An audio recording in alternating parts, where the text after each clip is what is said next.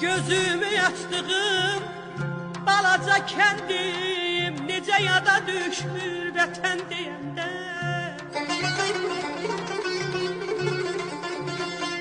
Gözümü açtığım balaca kendim necə yada düşür vətən deyəndə.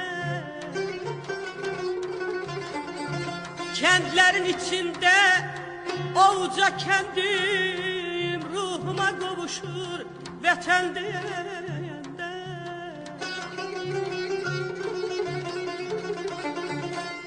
Dumanlı, çiskinli dağ düşünürəm, çiçəkli, meyvəli bağ düşünürəm. Şamaması solmuş tağ düşünürəm.